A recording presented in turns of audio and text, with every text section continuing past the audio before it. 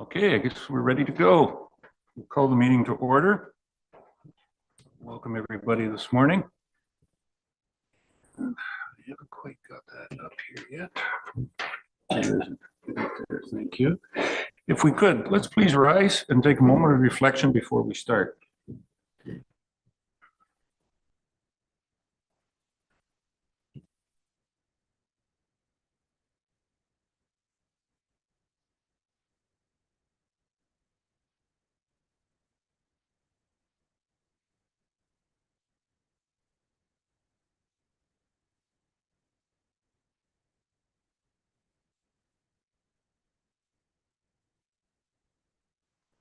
Ask if there is any declaration of pecuniary interest or general nature thereof from anyone. Seeing none, it can be declared if it does arise, of course.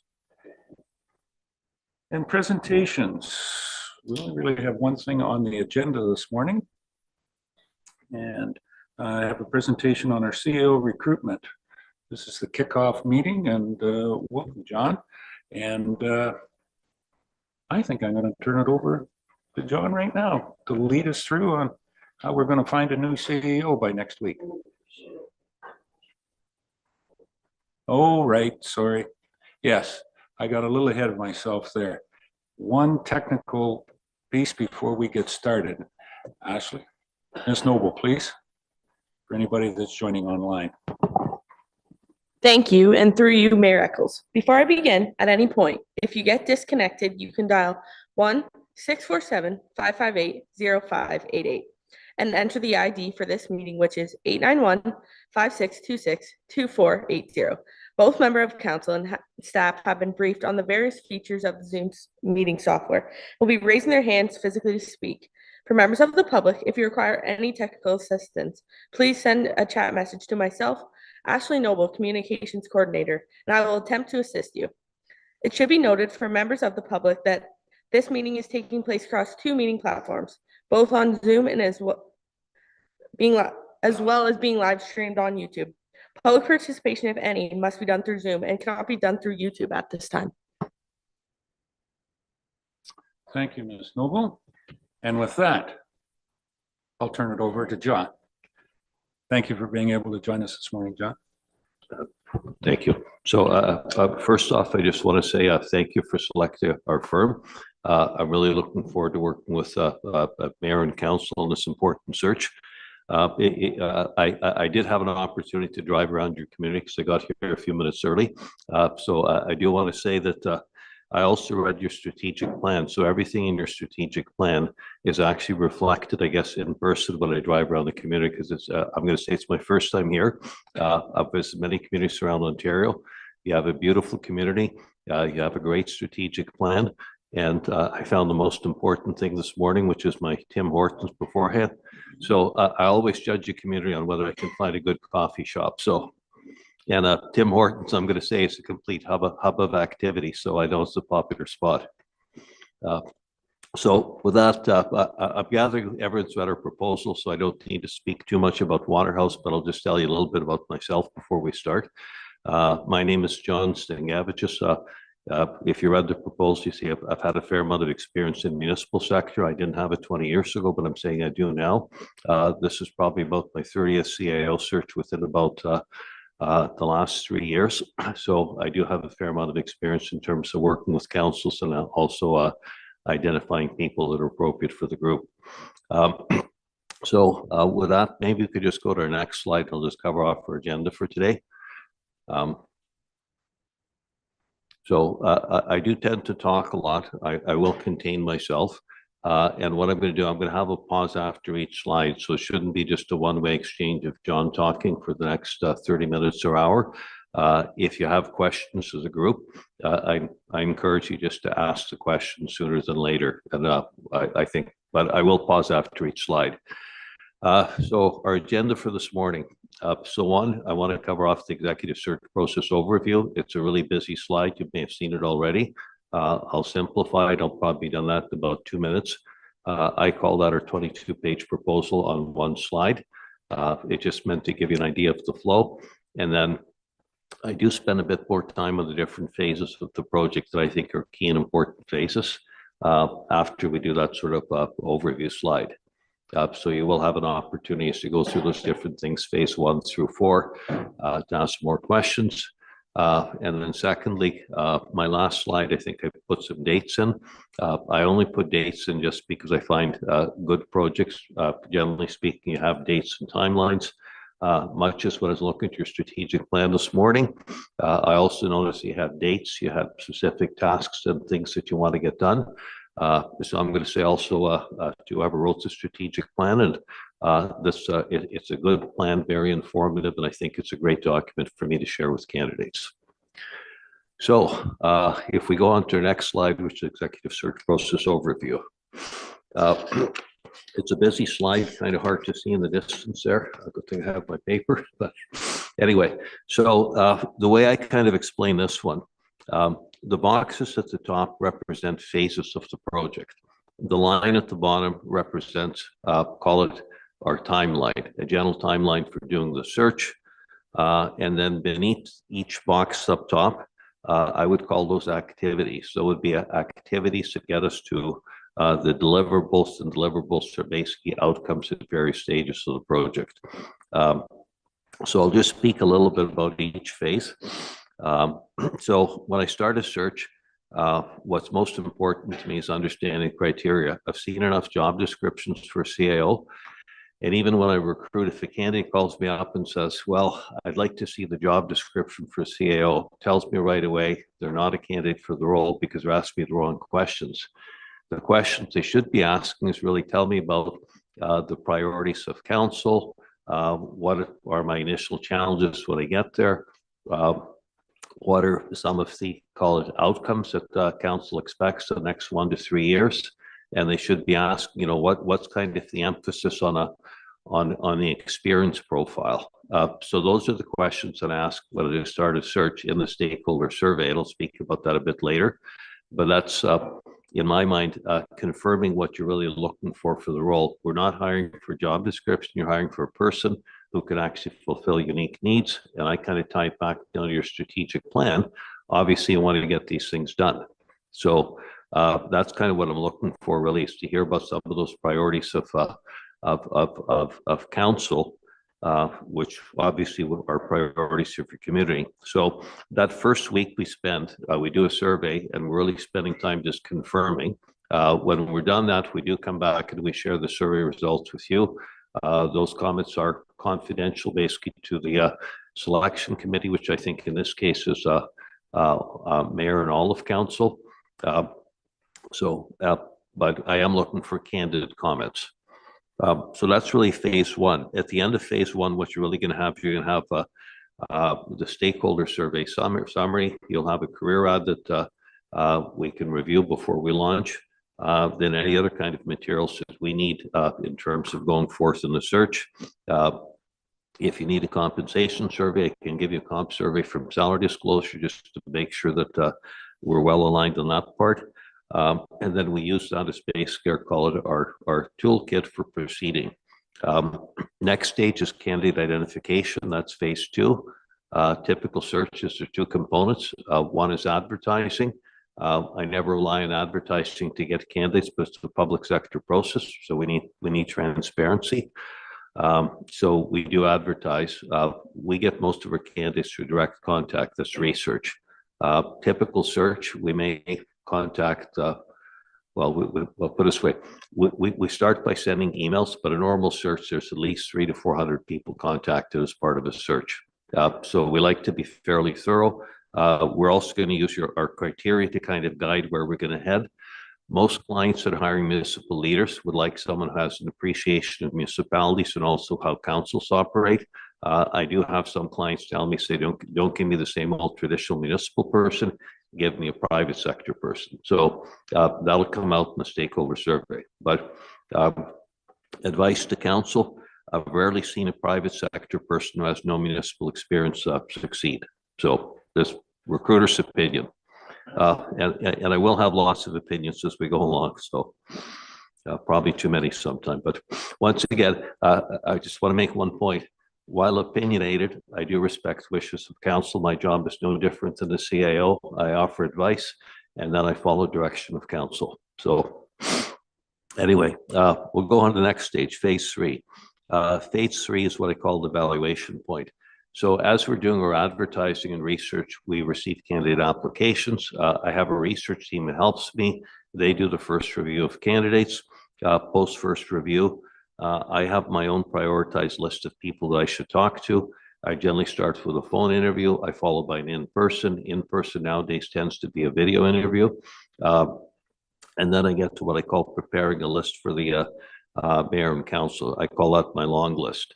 I do like to simplify things. A normal search, you may have 20, 25 candidates that I would be presenting on a long list. I put candidates in categories, rightly or wrongly, but it's usually rightly, okay. But I always back it up to the criteria that we had when we started the search, you know, what you set out for me that you're looking for. And I call it my ABC list. You know, A means I recommend, B means that basically it's someone we want to discuss. It could be a candidate with ability that I think you should consider. C's are paper qualified, but FYI, there's usually something about them why you would not want to consider them. Could be poor work history, could be something else out there in social media that we think would not be great. And then my last piece is internals. I always welcome internal candidates to apply. They follow the same process as external candidates. We don't necessarily lower the bar for internals, but I do have a philosophy. If you have internal candidates applying that are a level below, I do think they should always be seriously considered for the role, because obviously they've given their time and effort for the community. And I do have a philosophy on equity and fairness. So that's my general view. I do take a position when we get the long list, my opinion on the internals, but I don't like to categorize them on paper before we had a discussion. The other thing, when we present our long list for candidates, years ago, I used to prepare briefs for candidates, just my own summary notes of what I think of candidates. I've changed that philosophy. I do have candidates prepare their own summaries for council, and the reason I do that is that they have up to 2 pages, and it's a number of questions I ask. So one is, you know, why are you interested in the role? How does it fit into your life and career plans? And I want to hear in their own words for share with you. Second one, I asked them to speak about scope of accountability, depth and breadth of what they've done, and also budgets. Thirdly, I asked them to pick out key accomplishments relative to the needs of your community. Fourthly, experience with, I'm going to say, work with boards, councils, and committees. Fifthly is education. And then probably most importantly, if they don't live in your community, how do they plan to get here? You know, we're doing our meeting in person today. So I'm gathering this is not a virtual role. This is one where you want a presence and you want to physically see people here. 90% of my clients that have done lots of work, as you'll know from our proposal across Ontario, I rarely have anyone say to me, basically, give me someone who works virtually. So I'm assuming it's the president. I'm just going to turn down my laptop because I just noticed a sound may go off. Give me 1 second here. Yeah, it is going. Let's check. Okay, I'm good now. There we go. Okay, so the next piece is selection committee of evaluation. So when we present our long list, the council, the mayor and council, in this case here, is going to weigh in. I'll give you basically a 1 or 2 minute summary on each candidate, why I presented them. So the things that I'm not preparing my notes, I do have lots of details about the candidates. So you're welcome to ask any question that you may want about the candidate, their interest, you know, because I do get to know people as part of the process. And then from there, we're going to pick candidates we want to interview. We normally have 2 rounds of interviews, unless obviously as a group we agree otherwise. Round 1, we normally focus on experience.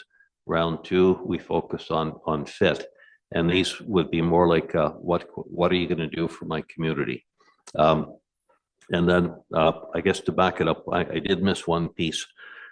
Before going into the interviews, I do present a range of questions that the council may want to consider.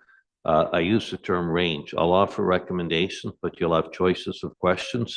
And then I still remember the time working with one One, it was a single tier municipality. The mayor says to me, I don't like your question. They don't tell me about a can. I'm not going to say the word she said, but she was quite colorful. And I guess her point was she didn't like the process because I focused too much on experience on round one. She wanted to get right at, well, what's the candidate going to do for me? So if you don't like my approach on the questions, despite I had a client say to me once, you sound rigid. I'm not rigid. I'm very flexible, but I do like having a process. At least that way it becomes easier. So we can change it to whatever you think is most appropriate, but I believe in having the same process for all candidates, so that way it becomes easier to evaluate. And then round two is generally fit. We do psychometrics for candidates if the council is so interested. I normally do those for round two, not for round one. And then round two, we normally have a presentation as well. And then finally, once you land on the candidate, we do references, we do credential verification, so it'll meet social media check. We'll do credit checks as well. And the little on reference philosophy, I have candidates sometimes say to me that they're going to pick the references they're going to send me. That's not how it works. I always say to candidates, the recruiter's not too sharp, so he's very linear in thinking. And what I'm trying to explain by that is that if you worked in 3 different positions, you reported to someone. I'm looking for who you reported to in your last 3 roles, or 4 roles for that matter, because that's kind of indicative to me of past performance. Sometimes you have a situation where it doesn't work out. I'm not going to tar and feather the candidate on that, but I do want to understand circumstances, and I want to share those circumstances with you, so that way we can make an informed decision. So that's a little on the reference philosophy.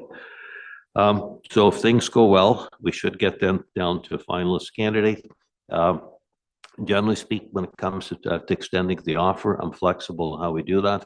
Some councils say that, well, we'd like you to extend the offer.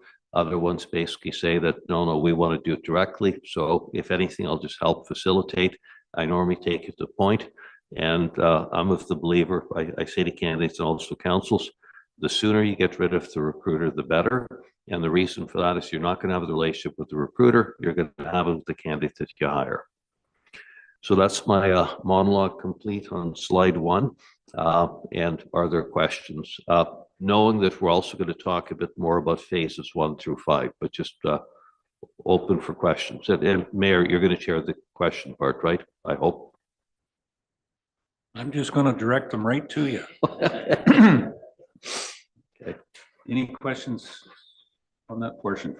Councillor Hutchison. Doug? Sorry, just a question. Talks about selection committee, but a selection committee is council, council as a whole, right? We're not doing a selection committee. Right. Right. Okay. Yes. Thank you. Anyone else? Okay.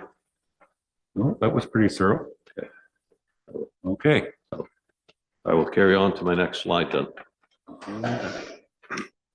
So generally when I start a search, I want to become informed on your community and so forth. And I guess even for myself as a recruiter now, I've already, I have your strategic plan. So I read that. I've looked at your financial statements. I'm going to say that I'm not saying this to be kind. It's just a factual observation. You do have a great strategic plan, very easy to follow. And I think that's very important. So these are things that I want to collect as I'm starting my search. Also your financial statements, your budget presentation. Also not saying it to be kind, but you really did a great job on the budget presentation. When I compare it to other things that I see, sometimes I see these volumes of 500 pages and I say, what the heck? Yours is clear, concise, to the point, and quite informative. So I'm also going to offer you a compliment there. So those documents I like to collect. If there's other documents about key priorities and things happen in your community, really important to understand. I want to understand the org chart, the community profile as well. Usually there's things on the website about that. So I want to collect as much information as possible for 2 reasons. One, to inform myself, but then secondly, to inform candidates. So candidates will get this information, and I have a full expectation they're going to read it thoroughly before they come in for the interview. And then also, I guess, I do like to reconfirm compensation, what the benefits are, and if there's any other kind of additional attractors. Having driven through the community, I'm going to stay part of the attractor. It's just a beautiful community in a nice part of Ontario. From a survey point of view, when I start a search, generally speaking, for me, anyone who's on my selection committee, it's important that we survey them. So in this case, it's mayor and all of council. I do offer as well recommendation that we do survey the senior leadership team, meaning direct reports to the CAO.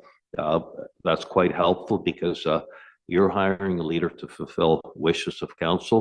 Staff want to hire a leader who's basically competent, capable, but I'm going to put in also, I think, a kind and caring person who's likable, who's compassionate, good with their staff, because I think those attributes help build effective teams. So I do recommend surveying the senior leadership team. If council thinks there's other stakeholders that are important that need to weigh in on this particular decision with their comments, I'd be looking to you for some advice and guidance on who else. What you see below there are the questions that I ask. Is really 4 simple questions. First, 90 days, what are some of the things they're going to be faced with? And I'm looking for something outside of building relations, because to me, that's just pretty much a given. Another one would be objectives and success measures. It could be as simple as meet the deliverables in the strategic plan, but it could be something else. And then the third thing is just perspective on kind of education experience, because everyone has different opinions. And part of the recruiting process here is to gather all those different opinions, look to see where there's alignment, and build consensus with the group. So if we're fortunate at the end of the day, you're going to have a 7-0 vote in terms of who you pick. So that would be a good search. And maybe I'll just speak about that a little bit. Sometime when I get to the final stage, it's not 7-0. I hear votes where it's 4-3, things like that. Committees ask me basically, well, what do you do in a case like that when you're split? So I always, I have 2 options here. One is a serious option, the other one's a joke option, but just, I'll give you my serious one first. The serious one first is if the 3 aren't in agreement, you are hiring another human being to do the job.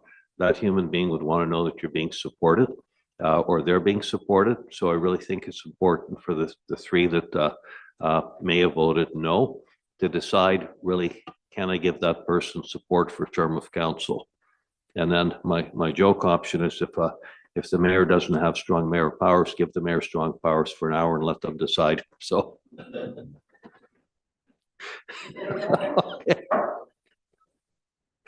There we go. So, well, you can always let the recruiter decide for you, but that's probably a least popular option. So anyway, so those are the 4 questions I have. And then generally speaking, with the survey is sent it out electronically. I do prefer a response electronically. There are those who absolutely hate the surveys. If you hate the survey and say, I'm not filling out this thing, call me. We'll arrange a time for a phone call or a video call. Video calls preferred. And then I can listen and take notes. So I'm just going to have a pause here. And I have 2 things I'm looking for. One, do you have questions? And then secondly, outside of council and senior leadership team, do you feel there's anyone else that should be surveyed? That was exactly my question, was who are the stakeholders? From your perspective. Simple one. Let's say you could have, let's say, I'll give you an example of a hospital. You may want to survey the hospital. Let's say if you're trying to attract physicians to your community, and you may have, let's say, a family health team or community health center. So you may survey some of those individuals. I did have one council say to me that they wanted to open up and do a general community survey. I kind of advised against that because I said, listen, I said, council are the elected representatives of community. You've already, residents have already given their voice, so I don't encourage that. But if there are a few other community stakeholders that you feel work very closely with mayor and council, and they may be offended if they weren't considered, I would selectively pick one or two, but 99% of the time, my surveys are council and senior staff. But I always open it up because if there is someone else that you think it's important to survey.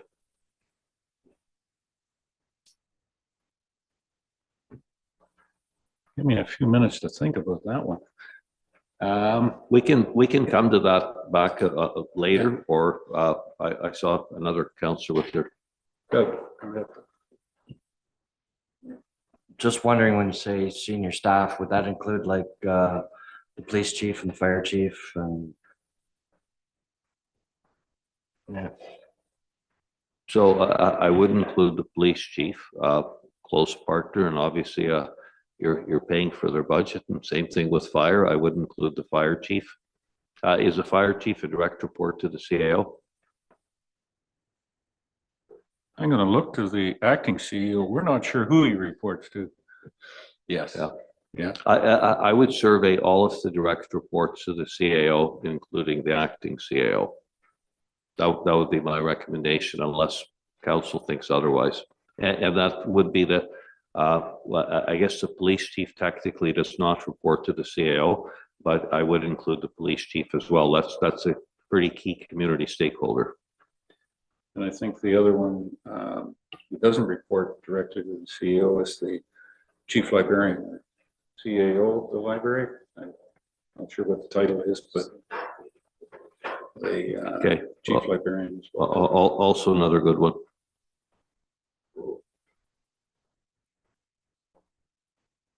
Look to the staff, Carrie or Jamie is there. Somebody else is there. Anybody senior? I don't think that captures with our senior leadership team, including the fire chief and then those stakeholders, if you will, the police chief and the library. While they don't report to our CAO, they are a partner that we work very closely with, that quasi part of our organization, but separate. But I think that would capture everybody that I would think would be impacted. I think I remember from the org chart that don't crossing guards report directly to the CAO? No, okay. Yeah, not anymore. They don't know.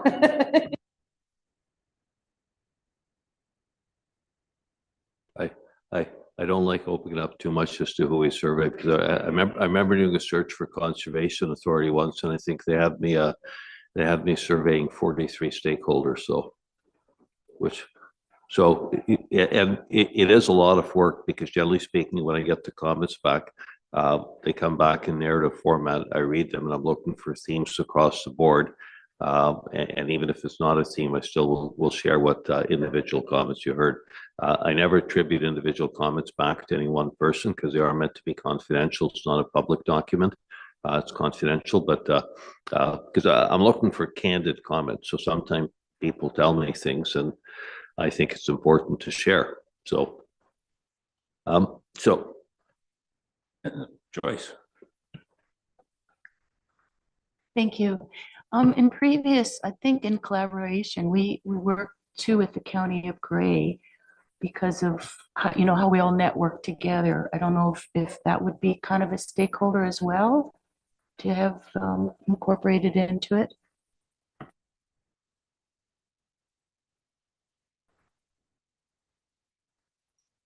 Now it's an upper tier, and there is a relationship there for sure.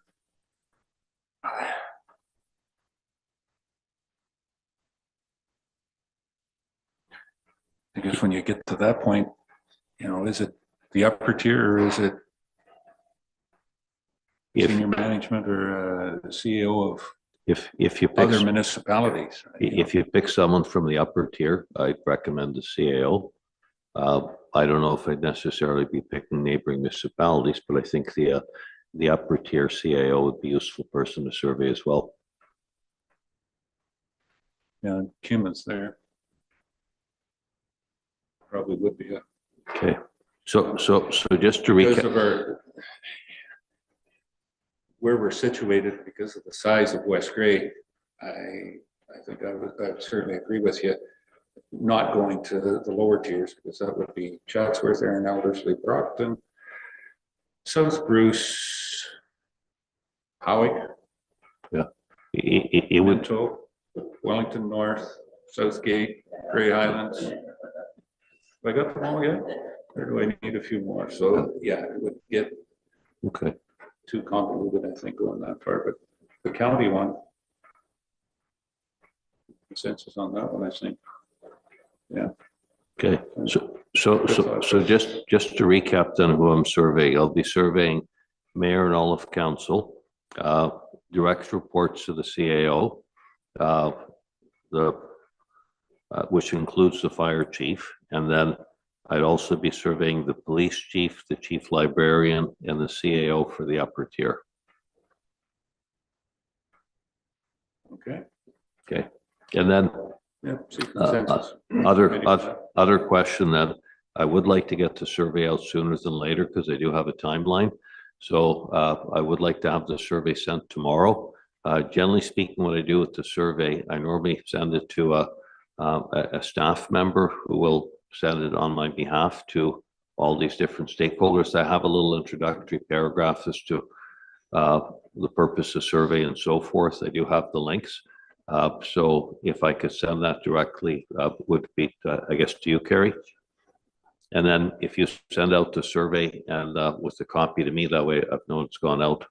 And then I have pretty flexible hours. I joke with everyone. I say I only work half days. So half day means I wake up in the morning. There's 24 hours in a day, and I decide which 12 I'm going to work. So So are you a consultant on this part, or are you truly an elected politician? Okay, I'll shut the mic up. Listen, I actually learned from my clients, so.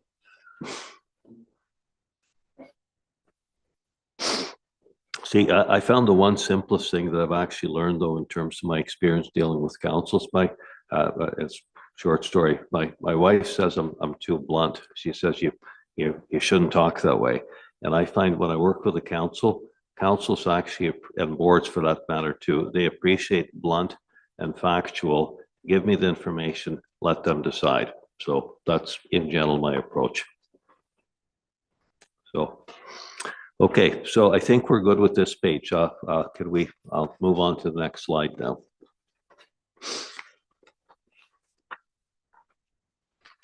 So the next slide is our sourcing strategy. And this is just my initial cut at the sourcing strategy that may get refined when I hear this, the stakeholder comments.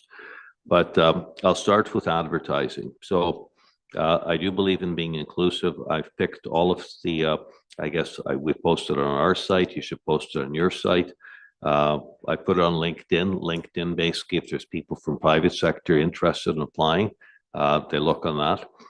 Most of the ones applying from LinkedIn are not qualified, and sometimes it kind of skews the response, but I figure better to be inclusive. And then I post on all the traditional municipal sites, which Municipal World, AMCTO, OMA, AMO, and in some cases I post on Municipal Information Network as well. That's included as part of our fee, so there's not additional charge. I don't subscribe to print media. If you want to post in print media because you may have a paper in community, I would say you can, but I find nowadays nobody really looks in the print anymore. It's not, from a cost perspective, it's not beneficial. Your ads will likely get you 30 to 50 candidates. That's best guess. You know, sometime you get more, like depending if LinkedIn brings a lot of people in. From a research viewpoint, I do pretty well call just about everyone, because from my point of view, we've done enough searches now. I have email addresses and contact info for pretty much, what do we have, 500 plus municipalities in Ontario. Okay, there we go. Thank you. Okay. So I do have all those contacts. So I do reach out to pretty much everyone just to raise awareness. And we do follow up with phone calls as well for the ones that make sense. The level I'm looking for here, and it'll come out through the stakeholder comments as well. But I'm making a blanket assumption you want someone experienced and able to step in the role from day one. So that's usually somebody already operating at level.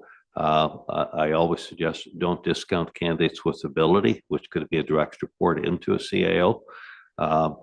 And so the levels we're really targeting CAO direct reports. And I put commissioner, general manager, director, commissioners normally are the large municipalities, likely not going to be going to a smaller, lower tier. And then they may not even get something like from the large municipality. If that's all they have, they may not get what it means to work in a smaller community. But nevertheless, we're pretty inclusive and we're pretty broad in our outreach. We start with Ontario. If we're not succeeding, we do look out of province. Out of province sometimes presents its own challenges. People have to learn about Ontario issues, Ontario Municipal Act, things like that. So for the most part, we'll focus on Ontario, but we will broaden as needed. Yeah, and then I guess some clients have said to me, well, what are you reaching out to so many for? You know, from my point of view, a phone call or an email to someone never hurts. The process itself will help ensure we get the best candidate, but I think most groups like to see broader response rather than narrow response. So that's my bit about sourcing strategy. I'll open up to questions again. Anyone?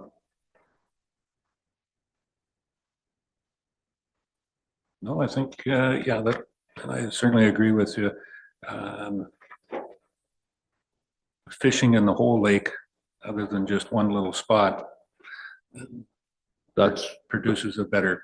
That's what I do in general. I figure if like for me, to be honest, I could make 10 phone calls and get you a short list, but I don't think that's in your best interest. So Yep, very Yeah. good. and nowadays with emails and so forth, it's you're one day you've reached out to 400 people. Exactly. Okay, so this is just if we go to our next slide, please. This is just a quick recap in general of how we evaluate and select. So the left-hand side is really, call it the recruiting team's responsibility. The right-hand side is selection committee, which in this case is mayor and council. So when we're out the market looking for people outside of our broad outreach, we are looking for people who we know are capable by reputation. Everyone wants to hire the same thing: capable, competent people who have a great reputation. So that's one thing we're looking for. So we have a network, we reach out to them, we do ask for referrals as well. And then the research is really the first contact with the candidates. They normally do a phone interview. I have experience in brackets because really that's what we're looking for, who's got experience to do the job. We collect their resumes, another validation point that they have the experience. And from there, not unlike what you get kind of a ranked list of candidates. My research team also presents a broader list of candidates for me, and I'm working with them pretty closely. So like if you ever want an update at any point in time, I'm generally pretty hands-on. We use electronic tools to track everything. So I do have a pretty good idea on where we're at with the search at any one point in time. Myself, as I said earlier, I do a phone interview. If I like them, I do it in person. And then I'm always going back to what the criteria that you laid out, because I'm looking at candidates' abilities relative to the criteria. When I present the long list to you, we talked about it on my first slide. You'll have an executive summary. It's a 2-page document that basically is meant to be a brief of what makes this candidate unique and ideal for you. That'll come with the resume, so you get the resume as well. And then when we're presenting a long list as well, you'll have a range of questions to pick from, and the questions are always tied back to the competencies. In many cases, committees suggest other questions to me, and I welcome other questions because it helps improve, call it the toolkit of questions that we have, because often you may have something that's insightful. So I say, you don't have to work from my prescriptive list. We can actually design other questions as we go along, but just philosophy is, we should ask the same of all candidates.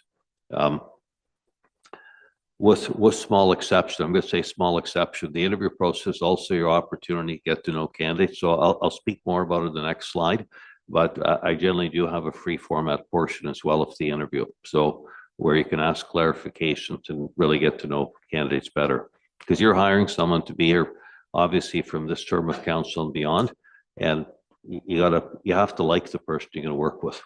So, round one, generally speaking, we ask experience-based questions. Round two tends to be fit. I do have candidates do a short presentation. Usually it's on top 3 to 5 priorities for the first year and how they're going to accomplish. We may choose to pick something else. I know I did work for Elgin County, and they had a battery plant put in. So for them, the big thing was economic development. So they wanted to know how the candidate's going to basically further economic development planning and growth, given the fact they had a major battery plant coming in. So we can customize, but I do have a standard question I like to use, which is generally pretty informative. And then it's round two. We also have some psychometric assessments. They're not the be all and end all. It's just more validation on the person you're hiring. Psychometrics are considered 80% effective. So there's always a 20% variance. I give the council the report. I share the report with the candidate as well. And if there's anything of concern, I suggest probe at the interview. And then lastly, we talked about how we do referencing, but that's just a quick recap at the bottom there. So any questions on this one? Jeffrey, go ahead.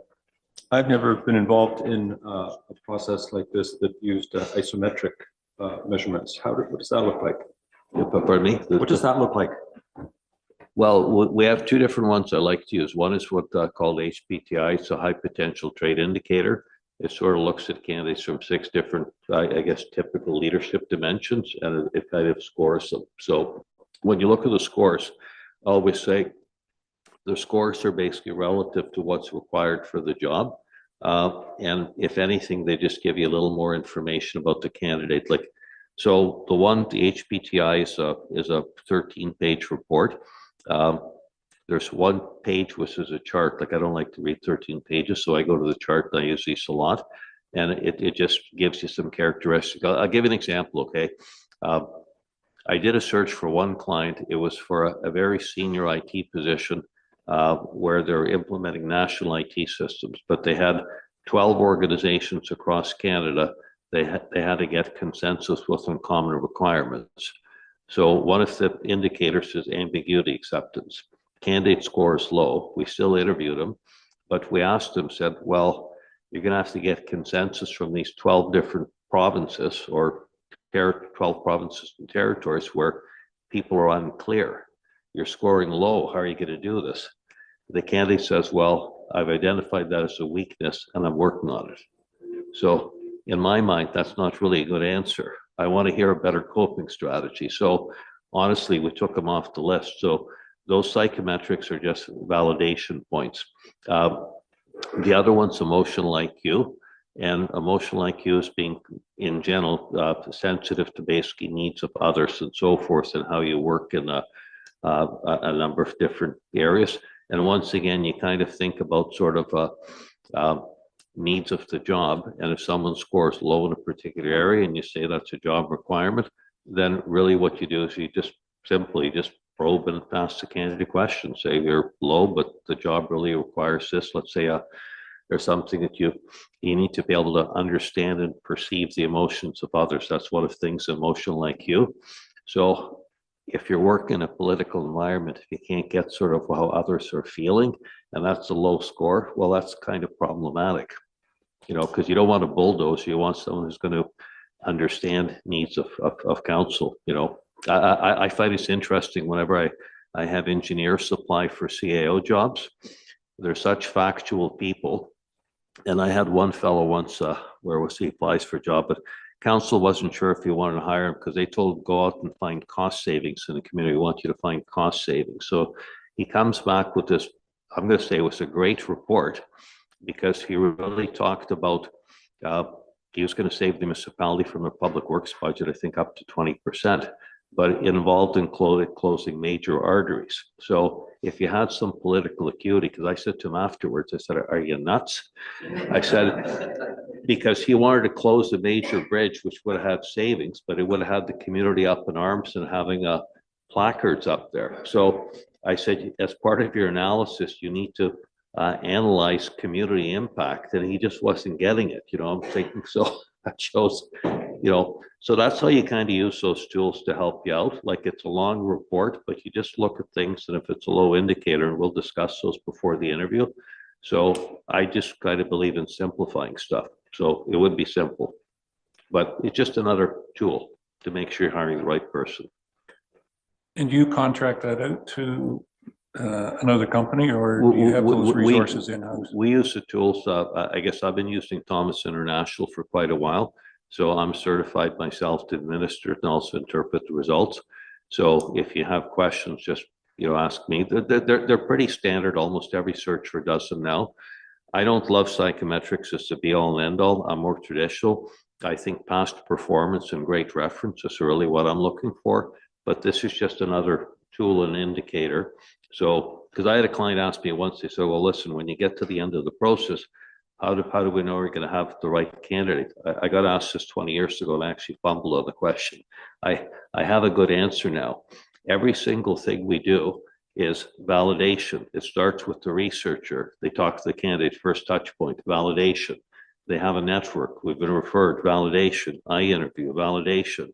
They do an exec summary. So every touch point as we go through here is validation. So at the end of the process, you should be comfortable hiring the right person. We've done tremendous amounts of validation along the way. And then I don't like doing replacement searches either. And I think I've given you an 18 or 19 months replacement guarantee. So I'm in this with you to find the right person for you. So I don't sell, I present facts and information, and then it's up to you to make that decision. Yep.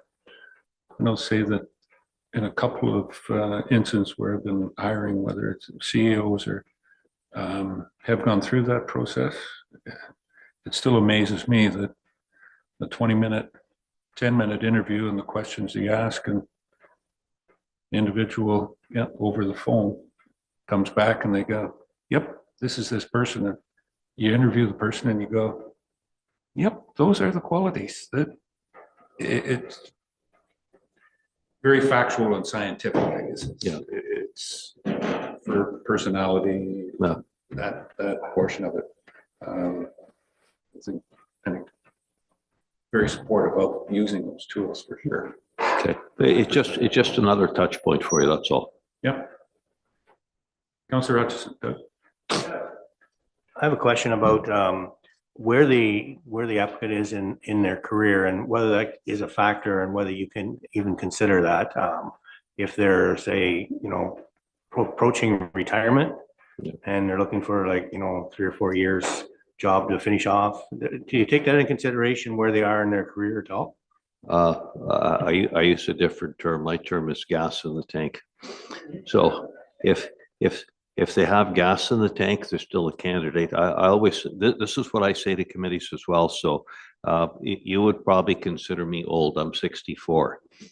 So I still think I have some, so I still think there's some gas in the tank. And I explained to my wife, I said, listen, mandatory retirement age is, well, not mandatory, but I say it's 72. She doesn't like hearing 72 from me. So I do consider stage in the career, and that'll come down to basically sort of what your hope, what we're going to uncover in our stakeholder comments. Okay. Energy to do the job to me is pretty important. Like, I remember I had a candidate call me up once, and he says to me, he asked me questions that I know I'm supposed to answer. Like he says, I'm 61. Am I too old? I said, well, you tell me. I said, do you have, are you a strategic leader? Are you innovative? Do you have ideas to contribute? Do you have energy? And I'm hearing silence on the phone. And I said, well, think about the role and call me back. He never called me back. So what I'm really looking for is really called that energy you need to be a leader. So I don't bias on age, but if someone tells me, like, I'm working on another search now for Muskoka Lakes, CAO as well. I have a candidate call me up and he says, listen, he said, I'm 66, I only want to work 3 years. So in this particular case, candidates being honest, and I appreciate that, and that's what I expect. In cases where, let's say, you have a number of people that are directors who may apply for the job that aren't quite ready, and you have someone wanting to do a 3-year term, not a horrible thing to consider. So I'm going to say it depends.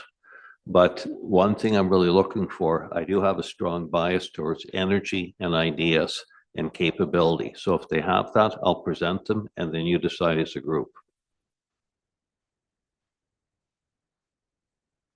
But most clients want to hire the mid-career person where they're going to be there for a while. But I find, to be honest, I guess the municipal environment, I'm going to say, is pretty unique because every year we have new councils coming in, and candidates often stay in roles because they enjoy council, and sometimes they get a council that they really don't enjoy. And if they don't enjoy it, then they're looking for others. So.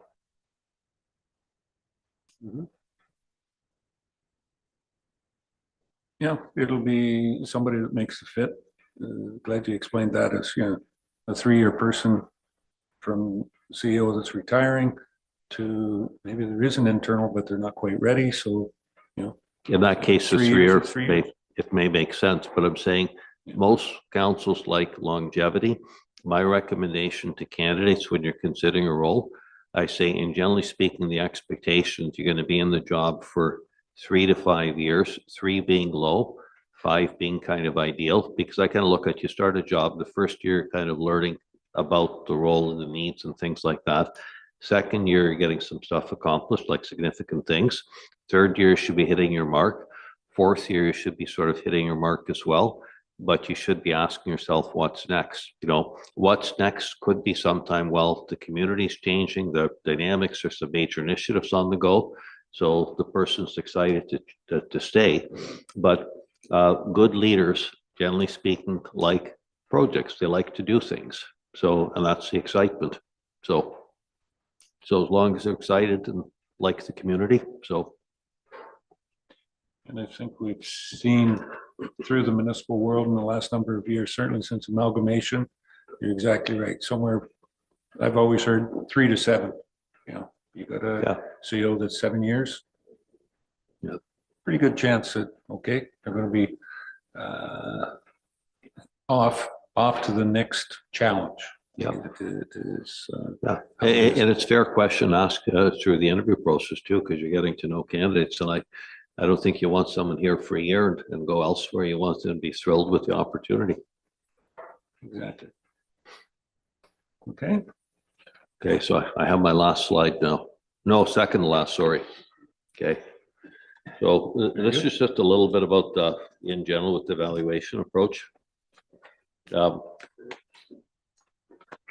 So I'm kind of gathering this, I'm just going to make a statement here, whether it's right or wrong.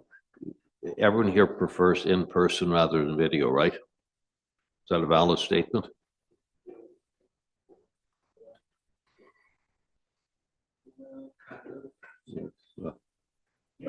Okay. 6.5. Okay. Okay. So go ahead. 6.5 for sure. Doug? To be fair, I can remember going through this process. I think it was our previous CEO, and we had a chap apply from out west.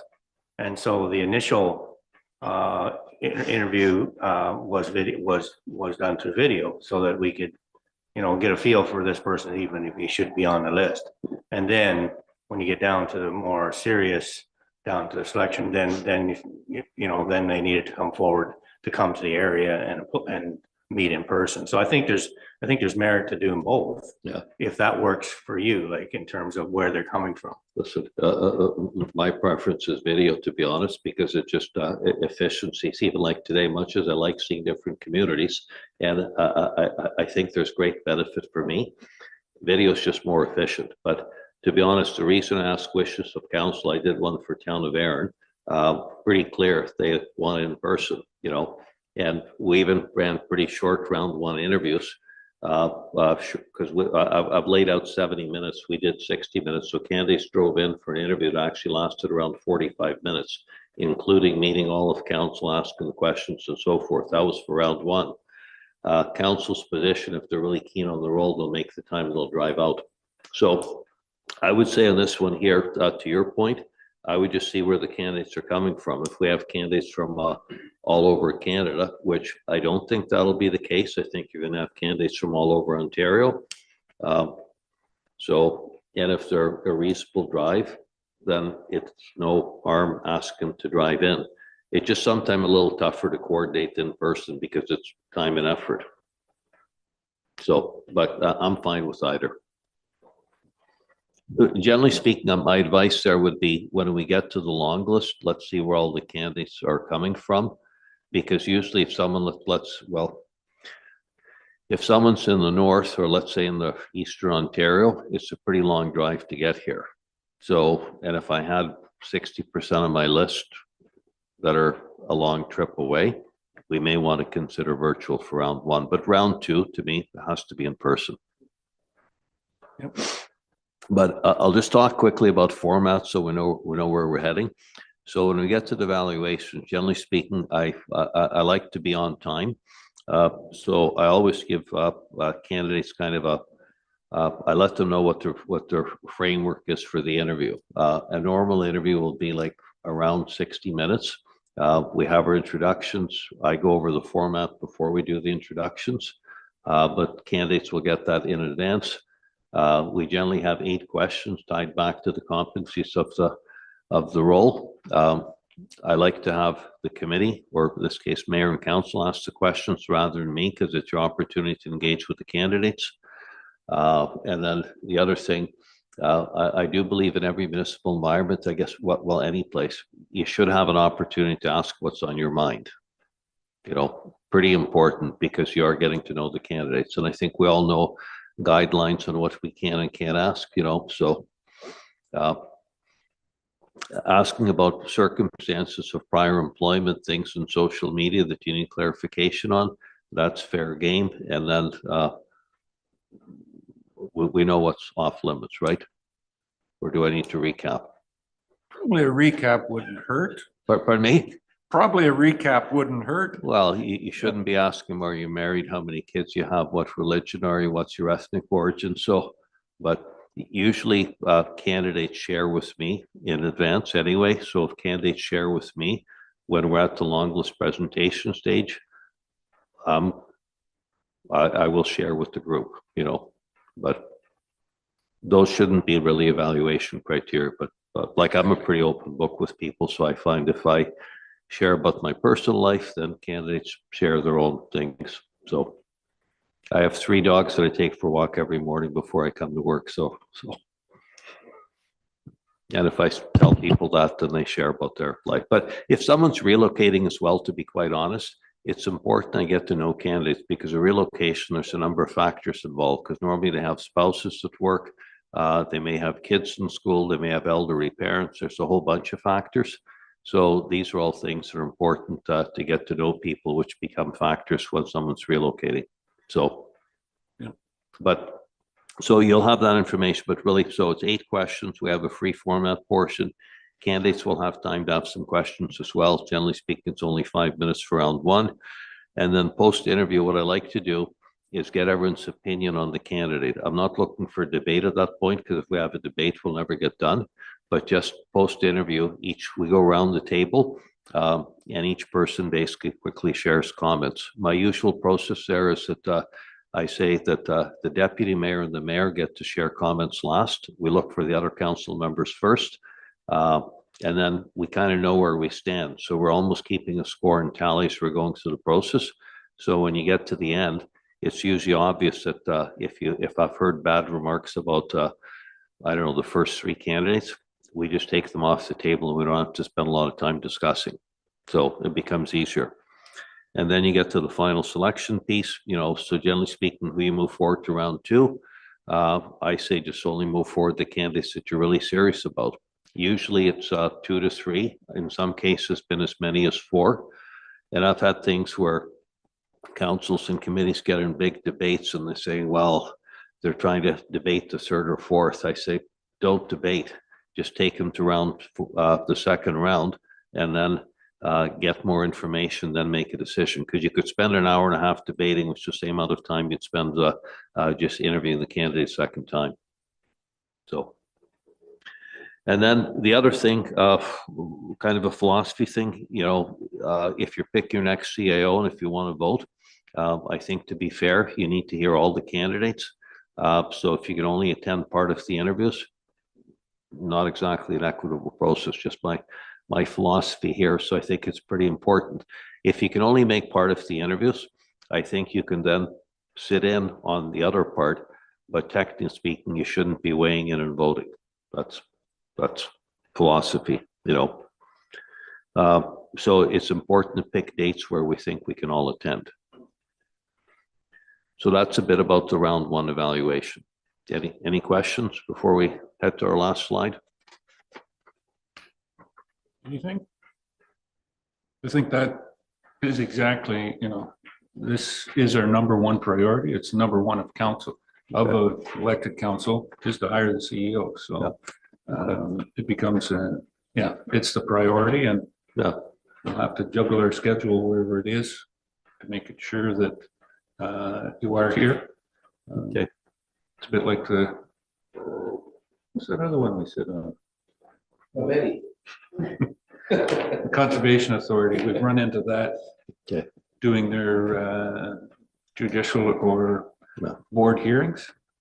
If you have to leave the hearing at any time, or we've done them on virtual, and you get kicked off for whatever reason, you cannot vote because you haven't heard all of the debate and everything, so you're not allowed to vote. And yes, that happened to me on the last one. I'm sitting there, all of a sudden things disappeared. I have no idea. Connectivity in West Grey sometimes is a bit, 30 seconds later, I was back into the meeting, but yeah, and there was another individual from Kincardine, the same way, who was got bumped off, and so that's kind of the extreme. That is the regulation, but hope that we can all make it happen here. Just encouraging council for that. Okay, Tom.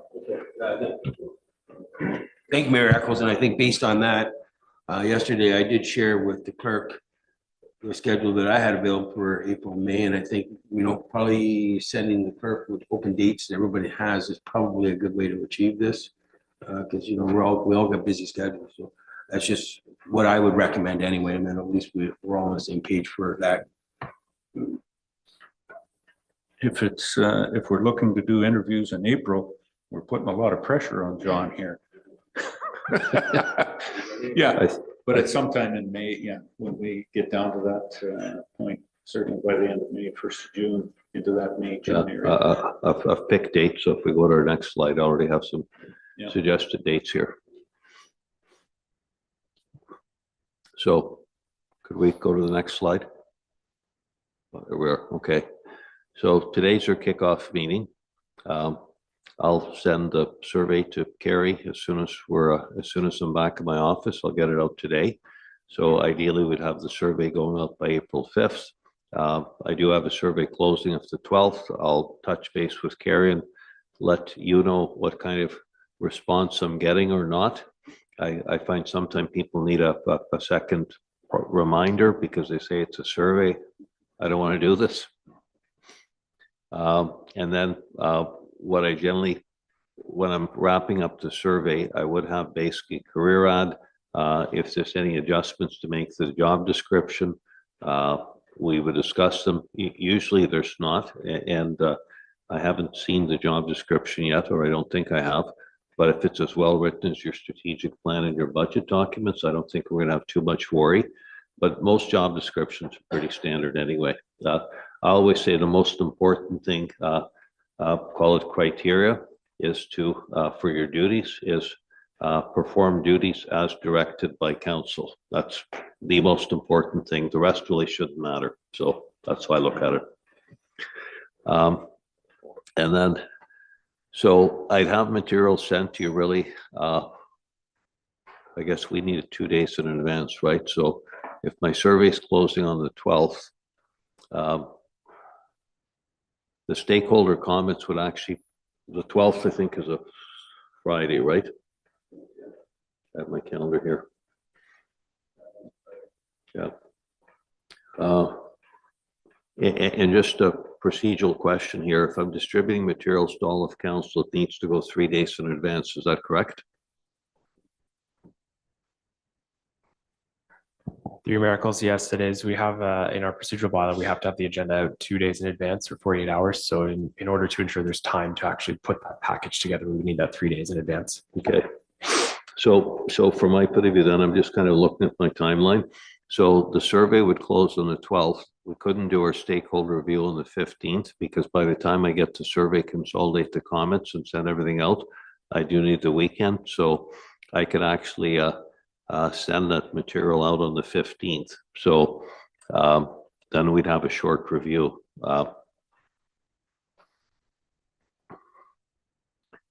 So I guess my question is, in terms of picking dates, do we want to pick dates now? Or do we want to do this later? Because from my point of view, if we can actually pick dates now, get them in our calendars, it makes life a lot easier. And I'd probably suggest one thing, if it's okay with the committee, that review of the stakeholder comments, I would do virtually. But if you prefer in person, I can come down in person as well. I would think that, virtually would work. We have the technology. Yeah. Whether council comes in here and you come in virtually. Okay. Yep, So- or we do it virtually. So what you'd have really for that meeting, you'd have the job description, you have a one-page career ad. I do keep my career ads pretty high level because I don't feel there's a need to have all sorts of detail. Everyone knows what the job is and the stakeholder comments, it's a PowerPoint. There's usually basically 4 slides in the PowerPoint, initial challenges, 1 to 3 are objectives, experience, and other comments. So it's pretty straightforward. So if I distribute that on the 15th, when would you like to have the meeting? Go ahead, Jamie. Through Mayor Eccles, just looking at the calendar, I'm wondering if council might be open to April 18th, Thursday. So 2 weeks from today's date. I did check. There is no county council that day. That doesn't work for you. Okay. Yeah, we could do, if council's available, we could do the afternoon of April 18th. Say 2 p.m. If that works. The afternoon of when? April 18th. Yeah, so April 18th for that week, that's the one day where I'm booked in selection interviews all day. My week is entirely clear other than that at the moment.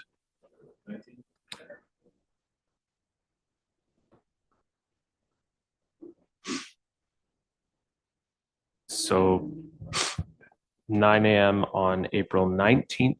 That works for me.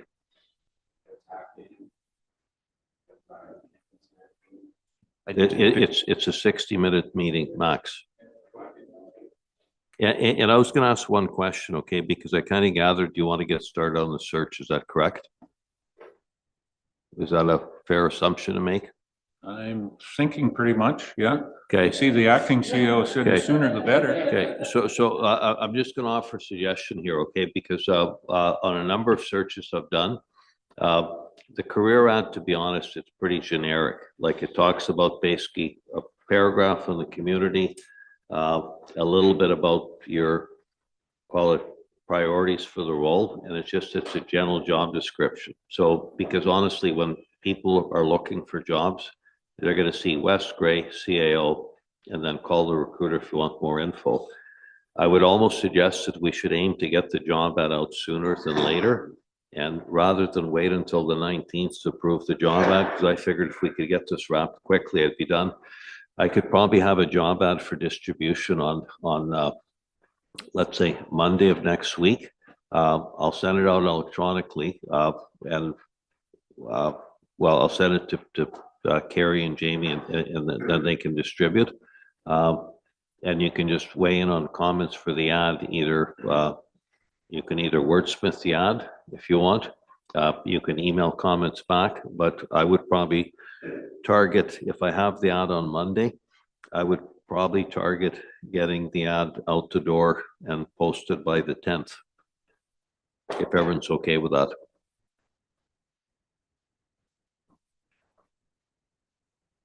And as you said, that would be electronic comments back and forth on that.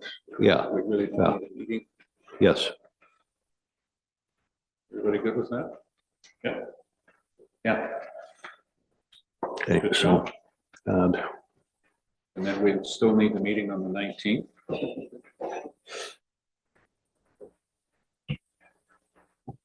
Yeah. Through your miracles, just procedurally, just a point of caution too, that we can't be advancing any business of council through email. So I would recommend that council not collaborate with one another. If you have concerns with the CAO job description, make that known to John. However, no decision of council should be made on that collectively. So I think what John will likely do is just take those general themes and comments. However, no decision is being made by council as a whole through that. Just putting that out there. okay, Thanks for making that clarification. Okay.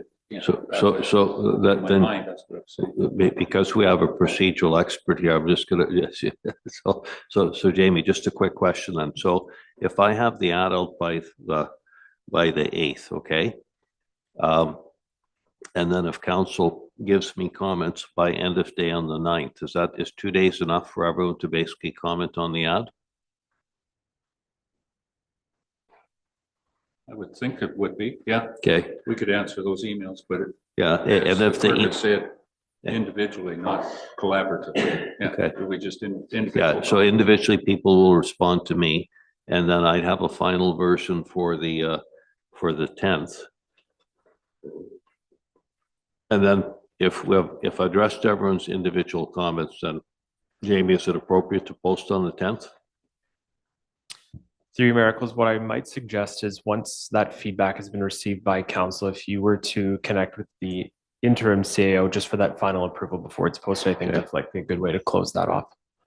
Okay, so would council then give delegated authority to the interim CAO to do the final approval and post the ad? Again, through your miracles, I think that's covered off through section 229 of the act. The CAO does have the responsibility for the general oversight of the municipality. So I think that's vested in her through our delegated authority bylaw as well. So I don't see any issues with that. Okay, good. We need someone to keep us aligned. That's right. It Yeah, won't, sometimes it's a challenge too. it won't, For me and him. yeah, it won't be me, put it this way. So, okay. Now, and in saying that, that's just the ad. We will still need the meeting on the 19th. You'll still need the meeting on the 19th, for because the if there's any stakeholder. if there's Yeah. any adjustments to make the job description, we'll make it. And if there's any feedback on the stakeholder comments, and usually it's something that I may have missed that you say, well, no, that's an important priority. And the job description, the career I mean, the stakeholder comments, I don't need those to get started the search. Because anyway, if candidates call me about the role, I would say that the job description is still like a draft, possibly subject to final approval. They'd have the draft plan, a whole bunch of other documents, so they have lots of reading to do right away, and now we can launch the search quickly. So, Okay, which is good, because that gives us a couple more days of time. So I'm going to say the ad and research launch won't be the 15th, it'll actually be the 10th. The closing date will still keep the same as the 14th. And once again, this is a Jamie question now, okay? So if I'm sending long list packages to the selection committee, you know, if we're keeping it open for 4 weeks and they're getting packages on the 17th, and I would send it to you, let's say the 17th, so I'm going to put down by 12 noon. How soon can we have our long list review meeting? That would be an in-person meeting. So, because I know council likes in person, so I'm going to come. Yeah, through the mayor. So I think likely what we could do is something in the week of April 22nd. Pardon me? Sorry, May. Yep, sorry, May. I thought we were still in April. So on the 17th, we could do May 22nd, the Wednesday. I'm wide open that day. If that works for council. Sorry, Deputy Mayor Hutchinson, I don't have your list in front of me at this moment, but okay, so just getting. What time do we want to pick? I'm thinking 9 o'clock in keeping with our typical schedule, if that's no issues. Yes. And no, it's max 2 hours. You're generally done in 90 minutes. So when you get the packages, just so everyone knows, you will get a categorized like ranked list of candidates. I do simplify it. Even if you get 25 resumes, I put in categories A, B, C, and the internals. So usually I tell people the C's are the C's for a reason. Sometimes we resurrect and pick someone, but you might have 10 resumes to look at. You'll have the weekend to look at the resumes. Everyone goes to social media nowadays, so obviously do your Google research on the candidates, and then it's normal. And everyone asks me, well, why do you put someone on an A or B list? And it is a judgment call, but the most important judgment is the judgment of mayor and council. But I have reasons and rationales why I put things forth. So that when we get to the meeting on the 22nd, you'll have seen the resumes. I'll do a quick overview of the process and how we got there. And then I'll speak quickly about each candidate. And then really it's the committee determining whether they like the recruiter recommendations or whether you want to pick other candidates. So it would be precedent setting to go beyond 2 hours. But if we set 2, that would be ample time.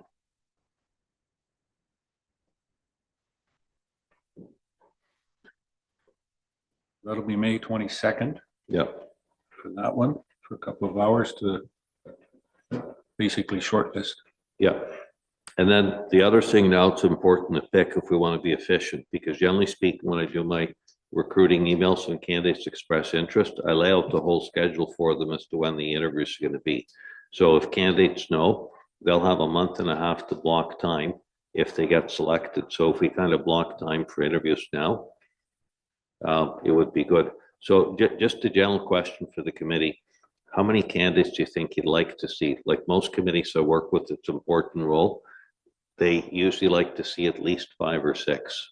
It's rare that committees say, give me only the top 3. Is that a correct assumption? Yeah, anytime that I've worked 5, I've always gone with a handful. Okay. Thankfully, my farming career, the fingers are a little crooked, but I'm not missing any. So I always say they have 5 from my perspective, but anybody else have any? I think 5. Yeah. And If there's a possibility that, yeah. Okay. Could be 6, but Yeah. 5 is. And the preference at the moment is to do them in person, right? Yes, Okay. that's. So I would then, if we're going to do them in person, I would suggest we just do them all in one day. So we should just pick a day. I'm flexible. Well, you've got down there June 3rd or the 7th. That's for round 2. Oh, sorry. Yeah. 28th. 27th is a Monday, 28th is a Tuesday, but my entire week is open, so you can pick anything that works for you.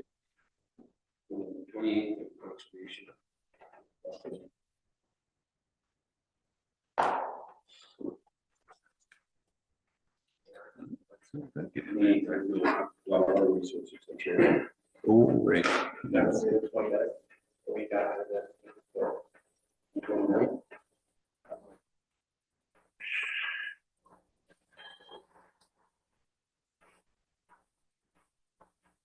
Yeah, I could make that work.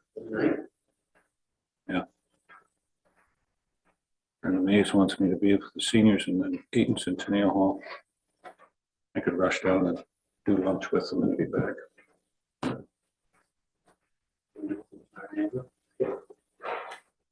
What, May 29th.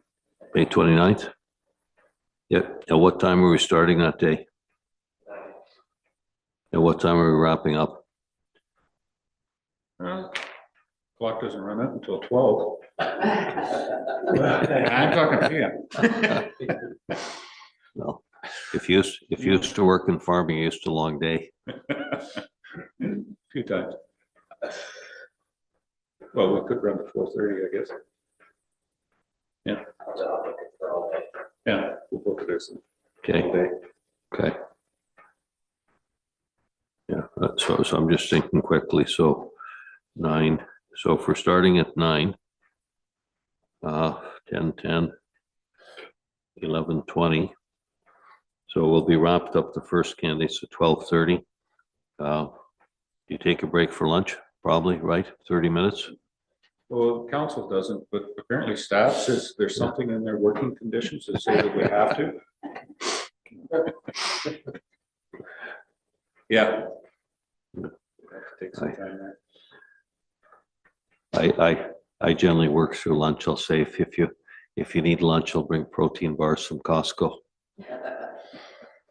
Okay, so we'll take 30 minutes for lunch, and then I'm just banking on 6 candidates, okay? So in the morning, we go 9 o'clock, 10, 11, 20, be wrapped up at 12:30. We take 30 minutes for lunch, and then do 1 o'clock, 2:20, and then the last one come in at 3:20. So then we'd be wrapped up at 4:30. If we're sharing comments along the way, we should be able to deliberate, pick who we want to pick for a final round in 30 minutes. So we should be wrapped up by 5 if everyone's okay with that. As you can tell, I like my schedule, so. Yep. Okay, 9 to 5. And then my last question then is when you want to do your final interviews. It would be the following week, and once again, I have nothing booked at the moment.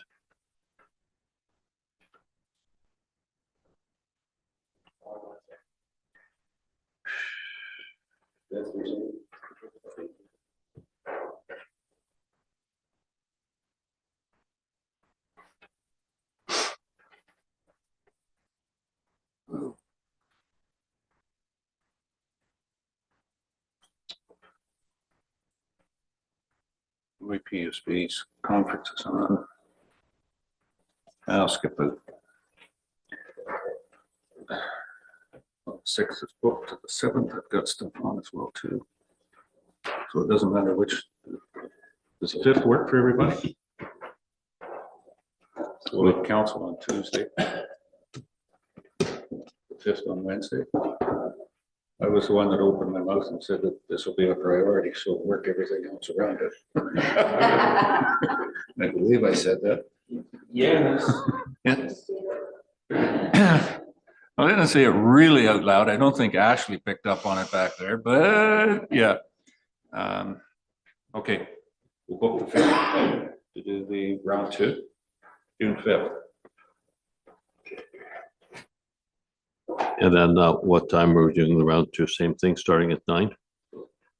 Yeah.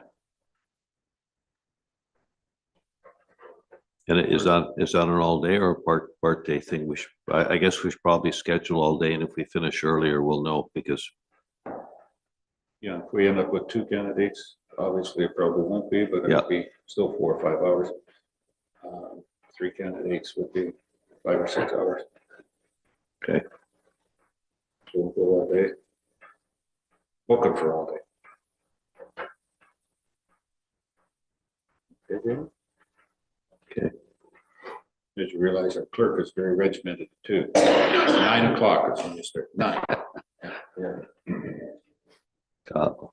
I'm gonna be in sync with Jamie.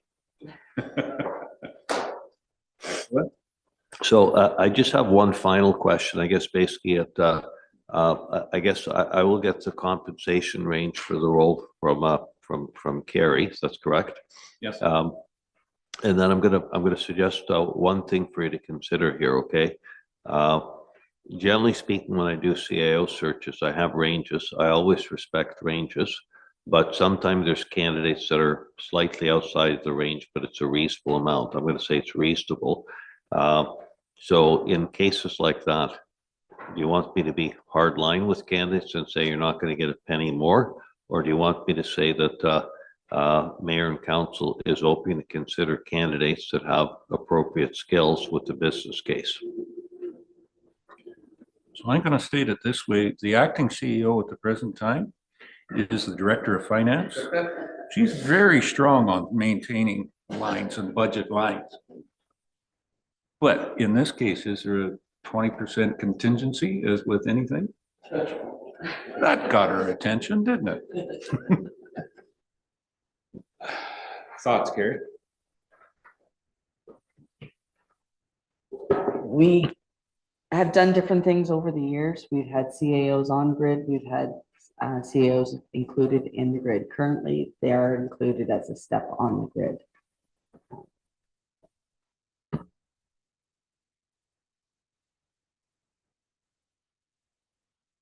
Anyone else have any thoughts? If we were to go off the grid, then we would pull them out of the compensation package as we have it. And then the way of doing that would be through contract, which I think we did once before.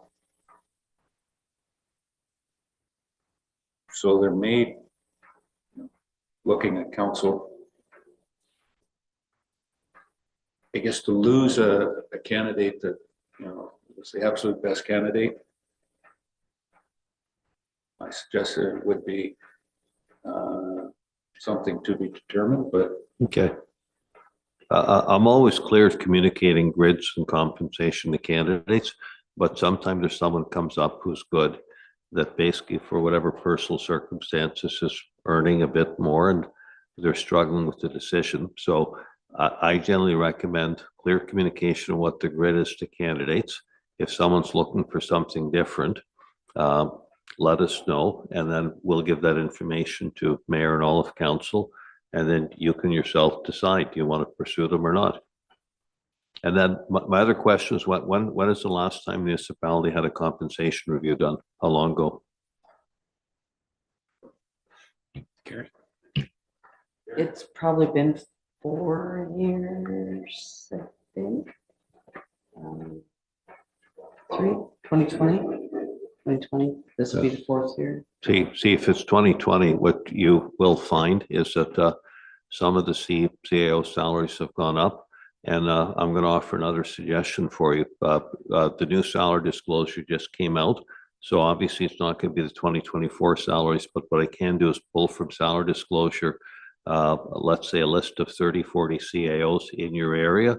So they have an idea what's showing up on salary disclosure. So it's just another touch point for you in your own evaluation.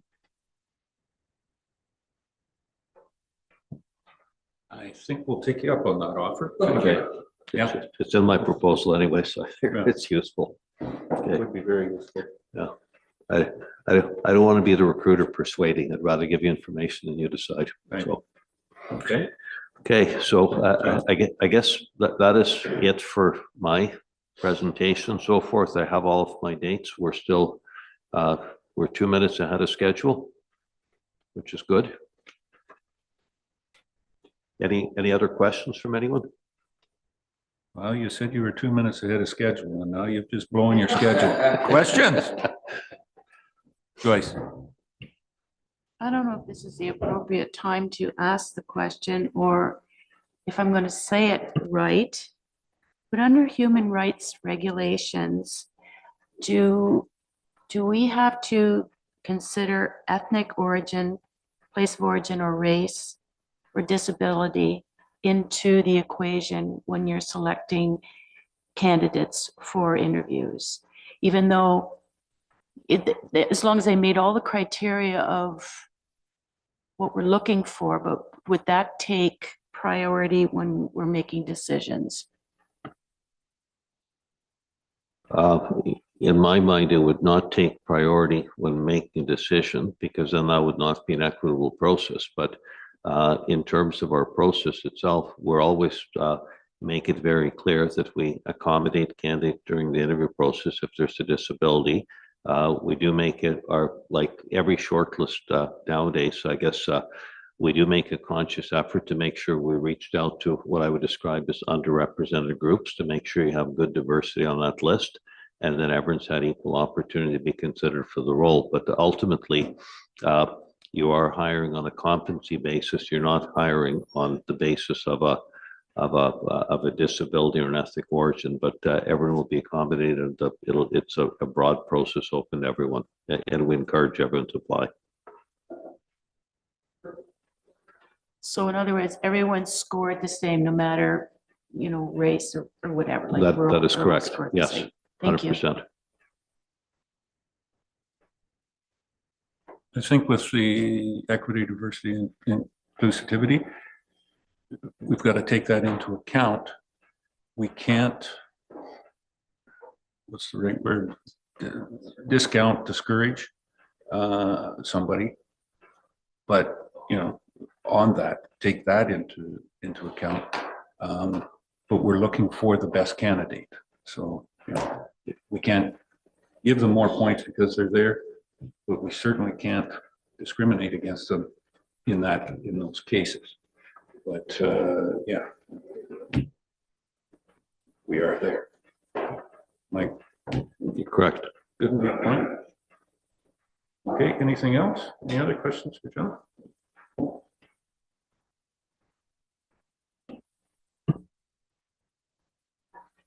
Tick, tick, that's enough. The clock is ticking, so we'll stay on time. Thank you very much. I think we're, in my mind, again, thank you very much for coming up, John. This is aggressive, but it's the way West Grey likes to do things. I believe there was a statement from years ago about building a hall in Newstead, one of our other urban centers, that just get her done. So this is what we're working towards here, about getting ahead and moving on, not getting caught up in the process. We'll get caught up in doing it right and get it correct. Thank you. All right, one more thing to do, Jamie.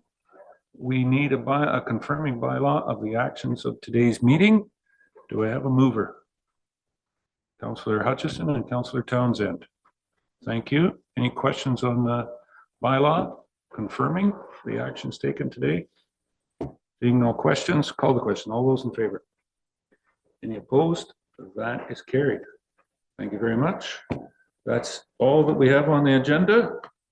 I'll declare the meeting adjourned.